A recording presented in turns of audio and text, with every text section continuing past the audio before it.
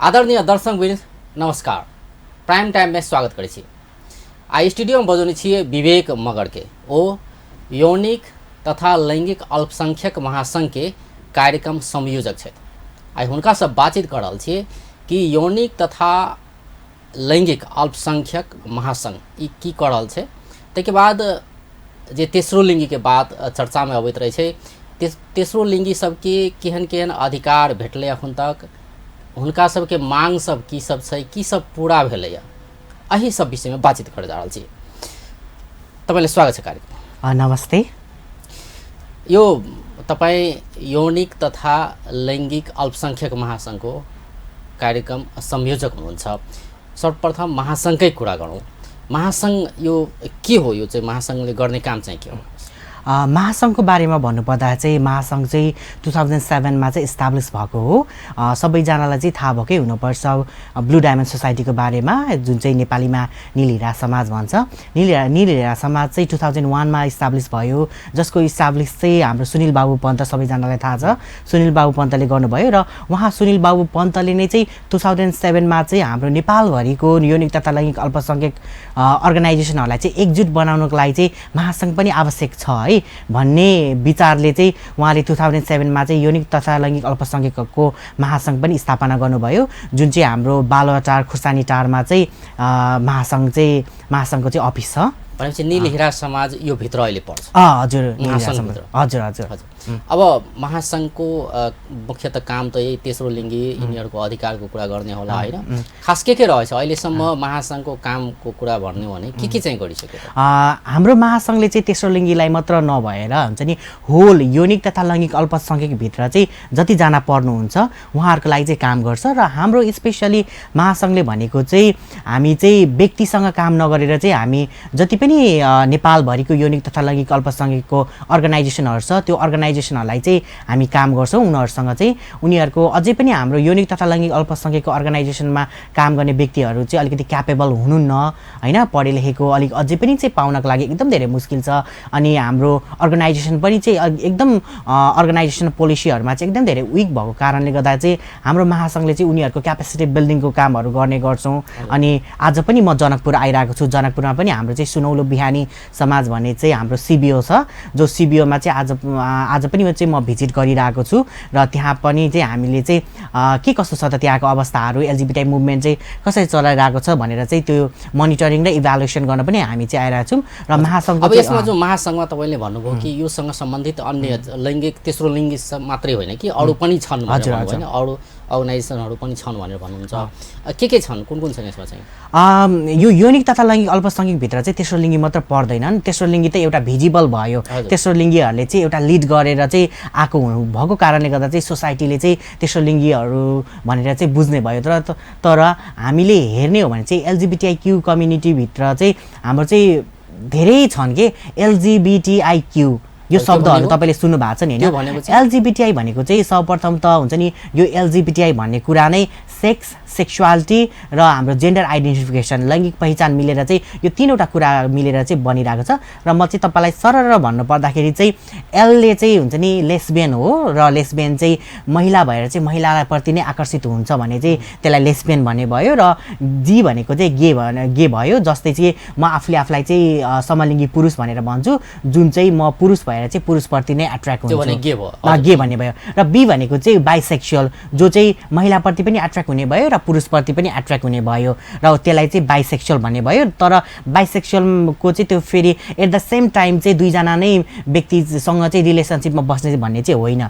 जो एट्र्याक्सनको कुराकानी गर्दाखेरि चाहिँ ऊ चाहिँ दुवैप्रति चाहिँ एट्र्याक्ट हुने भयो। र अर्को टीको कुराकानी गर्दाखेरि चाहिँ टी भनेको चाहिँ थर्ड जेन्डर र ट्रान्सजेन्डर भन्ने चाहिँ बुझिन्छ। यो चाहिँ एउटा लैङ्गिक पहिचान हो, व्यक्तिले आफूलाई चाहिँ कुन लिङ्गको आधारमा चाहिँ चिनाउन चाहन्छन् त, महिला पुरुष। अहिले त महिला पुरुष मात्र नभएर तेस्रो लिङ्गी पनि चाहिँ आइसकेको छ, र यो चाहिँ एउटा लैङ्गिक पहिचान भयो। अब यो सबैमा चाहिँ जेन्डरको कुरा गर्ने हो भने सबै तेस्रो लिङ्गी नै, हामीले सबैलाई चाहिँ तेस्रो लिङ्गी भन्नै मिल्दैन होइन।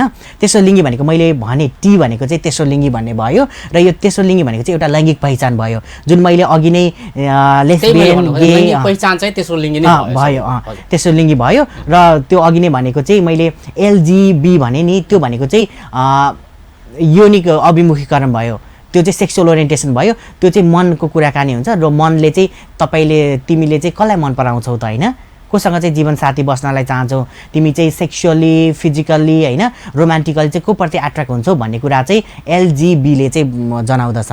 र त्यो अब यो महासङ्घको कुरा गर्ने हो भने अब महासङ्घ त्यत्रो वर्ष भइसक्यो स्थापना भएको होइन, अहिलेसम्म भइरहेको कामबाट यसमा चाहिँ अब सरकारको पनि सहयोगको खाँचो पर्ने होला होइन। सरकारले चाहिँ के कति सहयोग गर्दैछ यसमा चाहिँ? महासङ्घको कुराकानी गर्नुपर्दा चाहिँ अहिले चाहिँ सरकारले चाहिँ कुनै तरिकाको चाहिँ महासङ्घलाई चाहिँ सहयोग गरिरहेको छैन। सबै चाहिँ हाम्रो दात्री निकाय विदेशी निकायहरूबाट नै हाम्रो चाहिँ फन्डिङहरू चाहिँ भइरहेको छ। तर हामीले चाहिँ सरकारसँग पनि हामी चाहिँ लबी र एडभोकेसीहरू चाहिँ गर्ने गर्छौँ। जस्तै कि अहिले चाहिँ हामी म्यारेज इक्वालिटीमा विवाहको कानुनमा चाहिँ हुन्छ नि विवाह चाहिँ सबैलाई समान हुनुपर्छ भनेर चाहिँ हामी त्यसमा लबी गरिरहेछौँ। अनि अर्को चाहिँ सिटिजनसिप पनि चाहिँ अहिले चाहिँ हुन्छ नि सिटिजनसिपमा चाहिँ अलिकति कन्फ्लिक्ट आइरहेको छ। सिटिजनसिपमा चाहिँ जो अब समुदायका व्यक्तिहरू हुनुहुन्छ उहाँले चाहिँ सिटिजनसिप लिँदाखेरि चाहिँ उहाँले मेडिकल सर्जरी मेडिकल प्रुफहरू पनि लिएर आउनुपर्छ भन्ने कुराहरू चाहिँ गरिरहेको अवस्थामा चाहिँ हामी महासङ्घले चाहिँ त्यसमा चाहिँ हामीले चाहिँ एडभोकेसी पनि सरकारहरूसँग चाहिँ गरिरहेको छौँ। र अर्को भनेको चाहिँ सरकारसँग चाहिँ हाम्रो यौनिक तथा लैङ्गिक अल्पसङ्ख्यकलाई पनि इम्पावरमेन्टको मोडुलहरू होइन इम्पावरमेन्ट महासङ्घका उद्देश्य चाहिँ यी तीनवटा जुन तपाईँले भन्नुभयो अहिले यो चाहिँ उद्देश्य भयो। उद्देश्य भन्नाले पनि यो चाहिँ हामीले अहिले गरिरहेको लबी र एडभोकेसी भयो। हाम्रो उद्देश्य भनेको चाहिँ हामीसँग सम्बन्धित भएको अर्गनाइजेसन जति पनि नेपालमा यौनिक तथा लैङ्गिक अल्पसङ्ख्यकको अर्गनाइजेसन छ त्यो अर्गनाइजेसनलाई चाहिँ क्यापेबल बनाउने चाहिँ हो। अब रह्यो ती अर्गनाइजेसनहरू जुन छन् नि होइन तपाईँको महासङ्घ भित्र चाहिँ हजुर ती नेपालभित्र चाहिँ छन् होइन कति जति होला? नेपालमा चाहिँ हाम्रो 33वटा भन्दा चाहिँ बेसी चाहिँ छ हाम्रो अर्गनाइजेसनहरू। तिनीहरूले गर्ने काम चाहिँ के हो खास?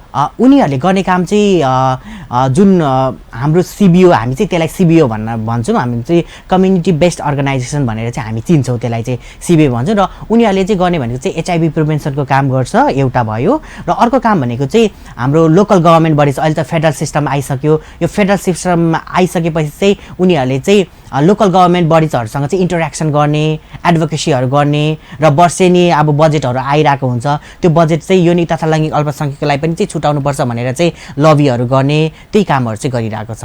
हजुर भनेपछि यी काम त भयो ती अर्गनाइजेसनहरूले गर्ने काम होइन। हजुर त्यसमा चाहिँ अब जस्तो टार्गेटमा पुग्ने एउटा लक्ष्य होला तपाईँको लक्ष्य होला कि यहाँसम्म पुग्ने भनेर त्यहाँसम्म अहिलेसम्म कहाँसम्म पुग्नुभयो तपाईँ?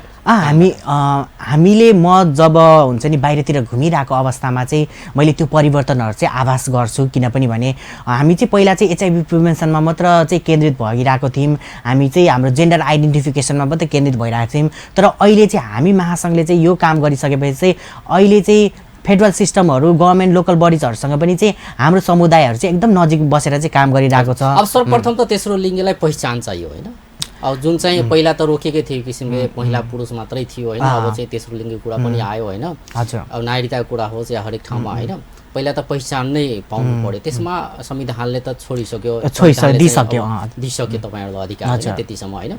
भनेपछि त्यसमा कुनै अब कानुन त छ होइन, त्यसलाई कार्यान्वयन गर्न जाँदाखेरि त्यसमा समस्या त्यस्तो एकदमै यो चाहिँ हामीले यो मैले भन्ने पनि वालामै थिएँ।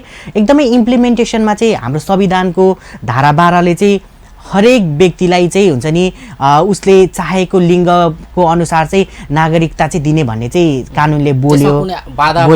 तर इम्प्लिमेन्टेसन गर्न जाँदा चाहिँ वडा कार्यालय जाँदाखेरि नगरपालिका जाँदाखेरि चाहिँ उहाँहरू नै अवेर हुनुहुन्न क्या यो संविधानको यो कानुनको विषयमा चाहिँ उहाँ नै अवेर हुनुहुन्न। अनि त्यही मैले अघि पनि जोडेँ नि होइन। उहाँहरूले चाहिँ तपाईँले यदि लिङ्ग परिवर्तन गर्नुभएको हो भने तपाईँ चाहिँ अदर्समा चाहिँ सिटिजनसिप लिँदै हुनुहुन्छ भने तपाईँले चाहिँ मेडिकल चाहिँ प्रुफ ल्याउनुपर्छ। तपाईले चाहिँ सर्जरी गरेको कुराकानीहरू चाहिँ त्यो त भयो लिङ्ग परिवर्तन गरेको अवस्थामा नि होइन। जो चाहिँ जन्मिँदै अब भनौँ न तेस्रो लिङ्गीका रूपमा जन्मिएको अवस्था हो होइन, त्यस्तोमा त फेरि समस्या छैन होला नि होइन। कस्तो समस्या छैन भन्दाखेरि जस्तै तपाईँले भन्नु न वडा कार्यालयमा त्यहाँ सिफारिस गरी नदिने होइन। जस्तै तेस्रो लिङ्गीको परिभाषा भन्दाखेरि तेस्रो लिङ्गी कसलाई भन्ने त्यो पहिला भन्नुहोस् अनि म तपाईँले तेस्रो लिङ्गी भनेको चाहिँ एउटा अम्ब्रेला टर्म हो, यो छाता सङ्गठन हो होइन। तेस्रो लिङ्गी भित्र पनि चाहिँ धेरै भेराइटीहरू चाहिँ हुन्छ। तर म एक्ज्याक्ट भनौँ न जस्तै अब कोही पुरुष छ होइन, रूपरङ पुरुष जस्तो तर उसको चाहिँ व्यवहार चाहिँ महिला जस्तो, या महिला चाहिँ रूपरङ भयो होइन शरीरको बनोट चाहिँ महिला नै भयो होइन, तर व्यवहार चाहिँ पुरुष जस्तो, तेस्रो लिङ्ग पर्यो नि त होइन। त्यो एक्ज्याक्टली अब हुन्छ नि, त्यसलाई चाहिँ म तेस्रो लिङ्गी नै भन्न चाहिँ रुचाउँदिनँ। किनभने भने हामीले के गर्छौँ त्यस्ता व्यक्तिलाई चाहिँ त्यस्ताले त फेरि नागरिकता लिने त्यस्तो समस्या पर्दैन होइन। म तपाईँको क्लियर अब हुन्छ नि त्यो जिज्ञासालाई चाहिँ म एउटा यो कुरो क्लियर गरिदिनुहोस्। अनि अर्को जुन तपाईँले भन्नुभयो नि मेडिकल त्यो सबै प्रुफहरू चाहिन्छ भन्ने कुराहरू, म यो कुरालाई एड्रेस गर्छु। एउटा नेचुरल चाहिँ भयो होइन, अर्को चाहिँ आर्टिफिसियल भयो होइन। नेचुरल आर्टिफिसियल भन्न पनि अलिकति म चाहिँ अब रुचाउँदिनँ, यो शब्दहरू चाहिँ प्रयोग गर्नलाई चाहिँ एकदम धेरै म रुचाउँदिनँ। तर हुन्छ नि मेन मैले अहिले जनकपुरमा आएर नै म बसेको धेरै भयो, 4-5 दिन पनि भइसक्यो र मैले विभिन्न मिडियाहरूलाई दिँदाखेरि चाहिँ मिडियाहरूमा चाहिँ अलिक अझै पनि कन्फ्युजन छ यो विषयमा लिएर चाहिँ होइन। र म एक्ज्याक्टली तेस्रो लिङ्गी चाहिँ कसलाई भन्छन् भन्ने कुरामा चाहिँ उयो गर्छु। तेस्रो लिङ्गी भनेको चाहिँ जो चाहिँ बायोलोजिकल चाहिँ हुन्छ नि, बायोलोजिकल चाहिँ कोही बालक कोही बालिका भएर जन्मेको छ, तर त्यो बालक र बालिका भएर जन्मिँदाखेरि चाहिँ चाहिँ दुईटा खुट्टाको बिचमा जुन यौनाङ्ग लिएर जन्म्यो त्यो यौनाङ्गप्रति चाहिँ के अरे ऊ कम्फर्टेबल छैन र नभइसकेपछि उसको व्यवहार चाहिँ विपरीत भयो हो। आनी बानीहरू चाहिँ उसले अब बालकको रूपमा जन्मिरहेको छ भने त्यो चाहिँ नेचुरल भयो नि त होइन। म कम्प्लिट गर्छु। जो चाहिँ जन्मिँदाखेरि चाहिँ बालक भएर जन्मियो, तर बने हुर्कने क्रममा चाहिँ उसलाई बालकको रूपमा चाहिँ आफूलाई चाहिँ प्रस्तुत गर्न चाहिँ मन परेन, उसलाई चाहिँ कम्फर्टेबल फिल गरेन। त्यसपछि चाहिँ उसले बालक जन्मिँदाखेरि त बालक भयो, तर बने हुर्कने क्रममा चाहिँ उसले चाहिँ आफूलाई चाहिँ महिलाको रूपमा चाहिँ प्रस्तुत गर्यो। अब हुन्छ नि त्यो के कुराहरू हुन्छ त, कपाल लामो पाल्नेदेखि लिएर मेकअप गर्नेदेखि लिएर ब्रेस्ट इम्प्लान्ट गर्नेदेखि लिएर सेक्स सर्जरी नै गर्ने कुरा पनि हुनसक्छ होइन। हो त्यस्तो गर्यो भने चाहिँ उसले आफूलाई चाहिँ हुन्छ नि अब के भन्नलाई चाहन्छ त, तेस्रो लिङ्गी भन्ने हो कि अब उसले पारालिङ्गी पनि अर्को शब्द पनि आइसकेको छ होइन।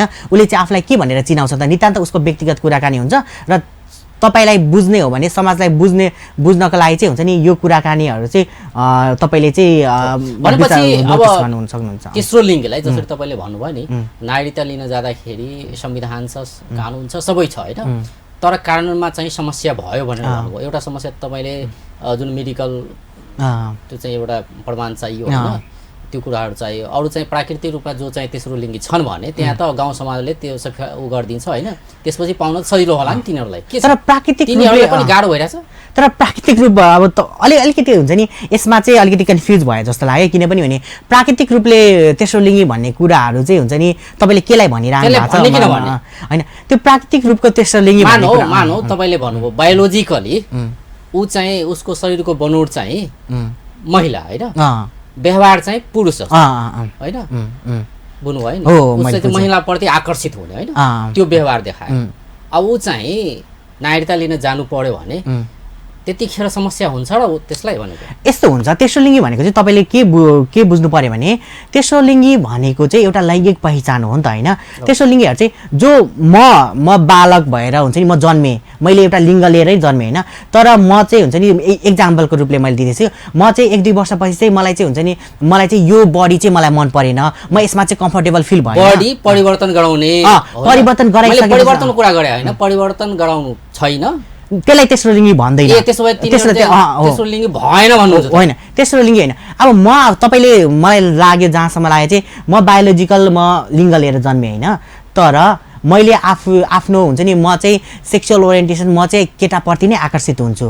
म केटाप्रति नै आकर्षित हुन्छु भने मलाई समलिङ्गी पुरुष भन्ने भयो र समलिङ्गी पुरुष मलाई नागरिकतामा कुनै प्रब्लम छैन, मलाई नागरिकता लिँदाखेरि केही नै प्रब्लम छैन कि म नागरिकता त म पुरुषमै त लिने हो नि त, पुरुषमै लिने, मलाई कुनै समस्या भएन। तर तेस्रो लिङ्गीको कुराकानी आउँदाखेरि चाहिँ यस्तो कुरा पनि गर्छ नि, मैले चाहिँ तेस्रो लिङ्गीमै पाउनु पर्यो नागरिकता होइन, त्यस्तो पनि अडान लिने अवस्था त छ नि होइन। अवस्था त हुन्छ नि, त्यो चाहिँ हुन्छ तेस्रो लिङ्गीहरूले चाहिँ हुन्छ नि मैले तेस्रो लिङ्गीमै लिने, मैले अदर्समै लिने भनेर चाहिँ तेस्रो लिङ्गीहरूले भन्ने भयो। अहिले ब्रेक लियो दर्शकबिन, अखन ब्रेक के बाद फिर बातचीत क्रम जारी रहते। ब्रेक के बाद स्वागत करी छी प्राइम टाइम में। आई स्टूडियो में छे तो विवेक मगर ओ यौनिक तथा लैंगिक अल्पसंख्यक महासंघ के कार्यक्रम संयोजक छे। विवेक जी तपाईले जुन एउटा क्लियर अलि गरिदिनु भयो नि कि जो चाहिँ बायोलोजिकली हैन शरीरको बनोट एउटा छ तर उसको चाहिँ व्यवहार विपरीत छ भने उनीहरु चाहिँ तेस्रो लिङ्गी होइनन् भन्नुहुन्छ तपाई हैन? त्यसो भए भन्नाले मैले बुझिन। जस्तै तपाईले जन्मिदाखेरि कोही केटा भएर जन्मिए तर उसको व्यवहार चाहिँ महिला जस्तो छ, उसको व्यवहार हरेक लुगा लगाउनेदेखि लिएर कपाल लामो पाल्नेदेखि लिएर हैन अनि चाहिँ त्यस्तो किसिमको व्यक्ति चाहिँ तिनीहरू चाहिँ तेस्रो लिङ्गी हुन् कि होइनन् त्यो भन्नुहोस् मलाई। फर्स्ट अफ अल त हामीले के बुझ्नुपर्छ भने हुन्छ नि तेस्रो लिङ्गी भनेको पनि एउटा लैङ्गिक पहिचान हो नि त। मैले सोधेँ तपाईँ महिला हो कि पुरुष हो भन्ने कुराहरू हुन्छ नि त्यो उसले आफ्नो पहिचान माग्छ होइन, उसले भन्छ कि म यो छु भने त्यो अनुसार चाहिँ गरिदिनु पर्यो। त्यो व्यवहारको कुरामा हुन्छ नि त्यो समाजले जुन हुन्छ नि महिला भएपछि चाहिँ यस्तो यस्तो गर्नुपर्छ, पुरुषले भएपछि यस्तो यस्तो गर्नुपर्छ भन्ने कुरा चाहिँ हुँदैन है। म पुरुष छु भनेपछि पुरुष नै हुने भए होइन, महिला के अरे तेस्रो लिङ्गी भनेपछि तेस्रो लिङ्गी नै हुने भयो, त्यो अनुसार जानु पर्यो। हो त्यो चाहिँ हुन्छ नि त्यो लैङ्गिक पहिचान भनेको चाहिँ आफ्नो दिमागले सोच्ने कुरा हो क्या, म के हो त भने तपाईँ पुरुष हो कि महिला हो भन्ने कुरा त तपाईँले आफ्नो दिमाग चलाएर तपाईँ भन्नुहुन्छ नि त म के हो भन्ने कुराहरू अरू समस्या नागरिकतामा खासै त्यस्तो अरू समस्या त्यस्तो नागरिकतामा चाहिँ त्यो अहिले चाहिँ हुन्छ नि जुन तेस्रो लिङ्गी समुदायहरू छ उहाँलाई चाहिँ नागरिकतामा समस्या हुनु भयो होइन। अरू समस्या चाहिँ कस्तो भोग्नु पर्छ? अरू समस्या त अब तपाईँहरूले गाउँ समाजदेखि नै रहनु भएको छ हो, ती कुराहरू होइन, लान्छना र विभेदहरू हुन्छन्। इभन सरकारकै कुराकानी गर्दाखेरि चाहिँ हुन्छ नि सरकारको धारा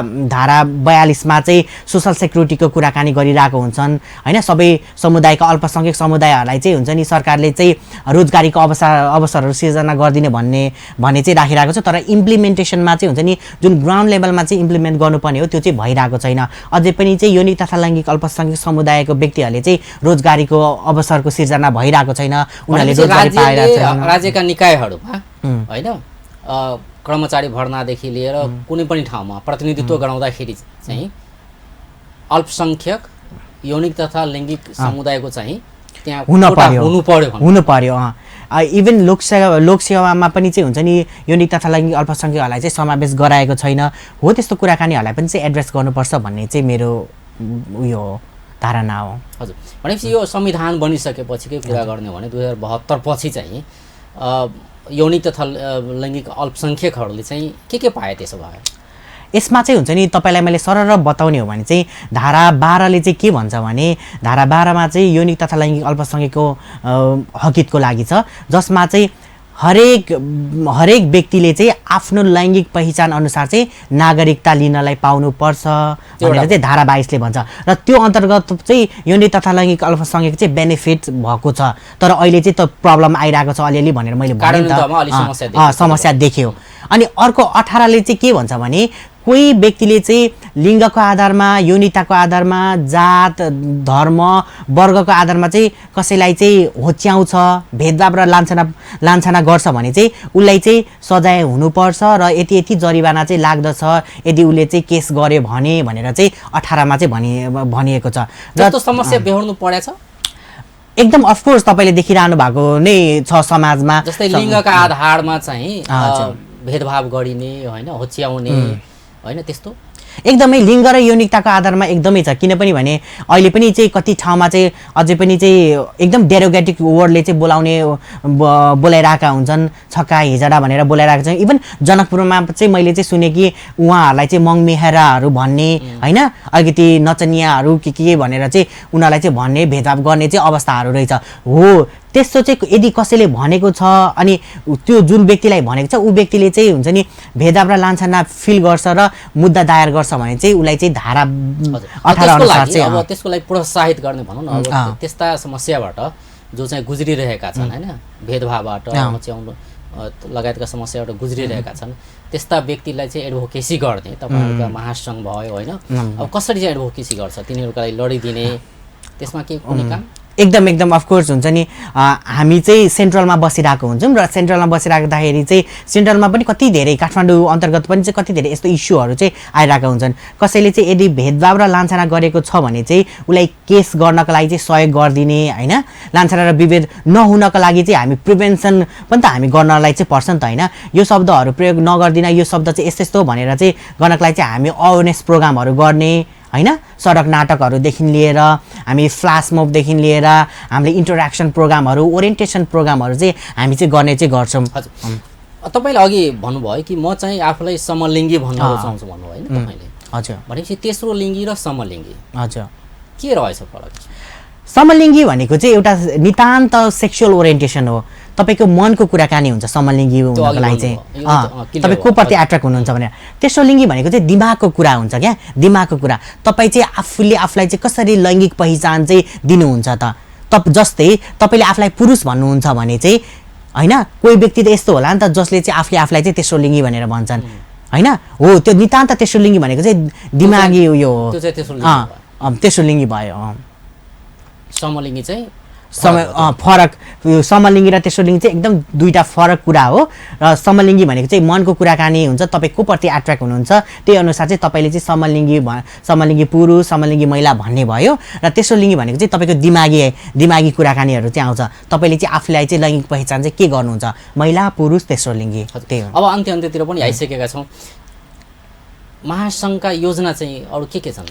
महासङ्घको अहिलेको योजना भन्नुपर्दाखेरि चाहिँ हामीले चाहिँ हाम्रो जति पनि हामीसँग आबद्ध सङ्घ संस्थाहरू चाहिँ छन् जो चाहिँ यौनिक तथा लैङ्गिक अल्पसङ्ख्यकहरूको लागि चाहिँ काम गरिरहेको छन्, उनीहरूको चाहिँ हुन्छ नि क्यापेबल हुन्छ नि, उनीहरूलाई चाहिँ क्यापेबल बनाउने, उनीहरूलाई चाहिँ अब हाम्रो सहयोग चाहिँ हामीसँग नै आबद्ध भएर बसिरहेको हुन्छन्। तर केही कामको लागि चाहिँ आबद्ध हुन नचाहने होइन, प्रष्ट रूपमा चाहिँ आफू म यो हुँ भनेर चाहिँ सार्वजनिक गर्न नचाहने त्यो अवस्था पनि त छ नि होइन, कुनै व्यक्तिमा जस्तै भनौँ न। त्यो चाहिँ व्यक्तिमा भयो, तर संस्थामा कुराकानी गर्ने हो भने चाहिँ संस्था अलरेडी हाम्रो फर्म भइसकेको छ, संस्था अलरेडी फर्म भएको छ। र हाम्रो उद्देश्य संस्थाले काम गर्ने फेरि तिनीहरूको लागि त हो नि होइन, हो तिनीहरूको लागि हो। तर तपाईँले भने अनुसार चाहिँ हाम्रो उद्देश्य भनेको चाहिँ हुन्छ नि संस्थालाई चाहिँ उनीहरू आफै नै क्यापेबल हौन्, उनीहरूले चाहिँ प्रदेश सरकारमा, प्रदेश लेभलमा, ग्राउन्ड लेभलमा समाजमा बसेर चाहिँ एलजिबिटिआईको हक अधिकारको लागि चाहिँ काम गरून्। अझै पनि त गाउँघरमा त थाहा छैन, अवेर छैन नि त। हामी सेन्ट्रल लेभलमा बसिरहँदाखेरि चाहिँ हुन्छ नि सेन्ट्रल लेभलमा बुझाउनको लागि हुन्छ नि जति यहाँ परिरहेको छ, जति मलाई गाह्रो परिरहेको छ, सेन्ट्रल लेभलमा त्यति गाह्रो पर्दैन। त्यही भएको कारण चाहिँ हाम्रो उद्देश्य भनेको चाहिँ गाउँ लेभलको, प्रोभिन्स लेभलको सङ्घ संस्थाहरू चाहिँ आफैमा क्यापेबल हुन्, आफैले चाहिँ प्रोग्रामहरू अर्गनाइज गरौँ, आफैले चाहिँ फन्ड रेजिङहरू गरौँ भन्ने नै हो। हजुर, अहिलेसम्म प्रदेश सरकारको भूमिका? हजुर, प्रदेश सरकारको अब अहिले 7वटा प्रदेश होइन, के छ प्रदेश सरकारले चाहिँ अब तेस्रो लिङ्गी यौनिक तथा अल्पसङ्ख्यकका लागि चाहिँ के गर्दैछ? एकदमै मैले जनकपुरमा चाहिँ मैले भिजिट गरिरहँदाखेरि चाहिँ मैले बुझेअनुसार चाहिँ हाम्रो सुनौलो बिहानी समाजले चाहिँ जुन प्रोभिन्स लेभलको चाहिँ मिटिङ पनि चाहिँ उहाँहरू बसिसक्नु भएको छ। र त्यहाँबाट चाहिँ सुरुको दिनमा चाहिँ सरकारले, यो प्रोभिन्स लेभलको सरकारले चाहिँ उहाँलाई चाहिँ केही मात्रामा चाहिँ बजेटहरू पनि चाहिँ छुटाउनु भएको रहेछ। र अझै पनि चाहिँ अब अर्को वर्ष पनिको लागि चाहिँ एडभोकेसी लबी चाहिँ सशक्तिकरण हो, सशक्तिकरणको लागि चाहिँ प्रदेश सरकारले चाहिँ बजेटहरू छुट्याइरहेको रहेछ। र त्यो बजेट मात्र नभएर चाहिँ अब चाहिँ प्रदेश सरकारले चाहिँ रोजगारीको पनि अवसर सिर्जना गरिदिनु पर्यो यो यौनिक तथा लैङ्गिक अल्पसङ्ख्यक समुदायहरूको लागि चाहिँ। र अर्को अब यहाँ चाहिँ जनकपुरको कुराकानी गरिरहँदाखेरि चाहिँ जनकपुरमा मात्र चाहिँ नभएर हामी कपिलवस्तुको कुराकानी हेर्ने हो भने चाहिँ कपिलवस्तुमा चाहिँ प्रदेश सरकारबाट मात्र चाहिँ 10 लाख 12 लाख जस्तो चाहिँ उहाँले चाहिँ प्रदेश सरकारबाट चाहिँ फन्डहरू चाहिँ पाउनु भएको छ, जुन चाहिँ एकदमै प्रशंसनीय योग्य चाहिँ छ, जुन चाहिँ यौनिक तथा लैङ्गिक अल्पसङ्ख्यकहरूको लागि चाहिँ। र प्रदेश सरकारमा पनि चाहिँ प्रदेश सरकारले पनि चाहिँ धेरै कामहरू चाहिँ अहिले चाहिँ आएर चाहिँ गरिदिरहेको छ, जसमा चाहिँ हामी चाहिँ एकदम धेरै खुसी छौँ। अझै योभन्दा बेसी हुन्छ नि रोजगारीको अवसरहरू सिर्जना गरिदिने, अनि डिसिजन मेकिङ लेभलसम्म चाहिँ यौनिक तथा लैङ्गिक अल्पसङ्ख्यकहरूको चाहिँ रिप्रेजेन्ट चाहिँ गराइदिने हो, यस्तो कुराकानीहरू चाहिँ गर्नुपर्छ जस्तो लाग्छ। अब तेस्रो लिङ्गी जस्तै त्यो त आफूले भन्ने हो होइन, म तेस्रो लिङ्गी छु कि छैन हो कि होइन भनेर डिसाइड गर्ने होइन, उसले भन्ने, उसको मनले चाहिँ के भन्छ, उसको दिमागले चाहिँ के भन्छ। अर्को कुरा यो व्यवहारको कुरा भयो होइन, विशेष गरेर त्यो घर परिवारमा चाहिँ विशेष गरी कस्तो हुन्छ भन्दाखेरि अब घर परिवारबाटै अफेलित हुने त्यस्तो देखिन्छ नि होइन, समाज त पछिको कुरा होइन। यो समस्या जुन भोग्नु परेको छ तिनीहरूलाई चाहिँ के भन्नुहुन्छ? तिनीहरू चाहिँ कसरी तपाईँहरूको संस्थामा आबद्ध हुने कि अधिकारका लागि कि या ती परिवारलाई होइन जसको घरमा चाहिँ तेस्रो लिङ्गी कोही व्यक्ति छन् भने जुन होच्याउने हप्काउने त्यस्तो काम हुन्छ नि होइन, घर परिवारबाटै अफेलित हुने काम हुन्छ भने त्यसलाई चाहिँ कसरी रोक्न सकिएला?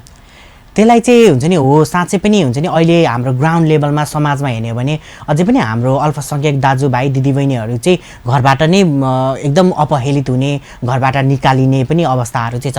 त्यो अवस्थामा चाहिँ हुन्छ नि कतिजना व्यक्तिहरूले चाहिँ हाम्रो संस्थाको नाम सुनिरहेको हुन्छन् होइन, अब हाम्रो यो प्रोभिन्स लेभलको संस्थाहरूको नाम चाहिँ सुनिरहेको हुन्छन्। त्यो सुनिरहेको अवस्थामा चाहिँ उनीहरूले चाहिँ कन्ट्याक्ट गरेर आउने, अनि त्यसपछि चाहिँ हाम्रो संस्थाले चाहिँ के गर्छ भनेर भन्दाखेरि चाहिँ हामी चाहिँ एक लेभलको चाहिँ स्वयं व्यक्ति ऊ व्यक्ति चाहिँ कसरी आइरहेको छ त, ऊ व्यक्ति चाहिँ ट्रमामा छ कि टर्चरमा छ कि उसलाई काउन्सिलिङ पो चाहिएको हो कि भन्ने कुराहरू चाहिँ हामी फर्स्ट सोच्छौँ। हामी फर्स्ट चाहिँ त्यो व्यक्ति हाम्रो समुदायको साथीहरूको बारेमा चाहिँ सोच्छौँ र त्यसपछि चाहिँ हामी घर परिवारमा गएर चाहिँ काउन्सिलिङहरू पो गर्ने हो कि घर परिवारमा चाहिँ यसको बारेमा पो जनचेतना फैलाउने हो कि त्यो गर्छौँ। र अर्को कुरा कारण चाहिँ अब हामीसँग अहिले चाहिँ सेल्टरहरू चाहिँ छैन, हामी वासस्थान दिने चाहिँ हामीसँग छैन, तर हामीसँग भएसम्म चाहिँ हाम्रो समुदायको व्यक्तिलाई चाहिँ त्यस्तो भएको छ भने चाहिँ हामी चाहिँ उनीहरूलाई चाहिँ भरपुर मात्रामा चाहिँ सहयोग चाहिँ हामी चाहिँ गर्ने चाहिँ गर्छौँ। रोजगारी चाहिँ आफ्नै ठाउँमा पनि दिने चाहिँ कोसिस चाहिँ गर्छौँ र अहिले चाहिँ हामी त्यही गरिरहेछौँ। हजुर, हस् त, आउनुभयो त्यसको लागि धन्यवाद। हजुरलाई पनि धेरै धेरै धन्यवाद र अपन टिभीलाई धेरै धेरै धन्यवाद, जुन चाहिँ अहिलेको यो इमर्जिङ इस्यु जुन चाहिँ यो इस्यु चाहिँ राख्ने मौका दिनुभयो, तपाईँहरूलाई पनि धेरै धेरै धन्यवाद। दर्शकबिन ओछलेत विवेक मगर यौनिक तथा लैंगिक अल्पसंख्यक महासंघ के कार्यक्रम संयोजक आए उनका सब बातचीत करे। चलिए, यौनिक तथा लैंगिक अल्पसंख्यक ये की छै, तेसरो लिंगी केकरा कहल जाय छै, समलिंगी केकरा कहल जाय, हुनका सबके केहन किसिम के समस्या भोग पड़ि रहल छै, सरकार की कर रहल छै, ई समग्र विषय में बातचीत करे छलिए। बेस त नमस्कार।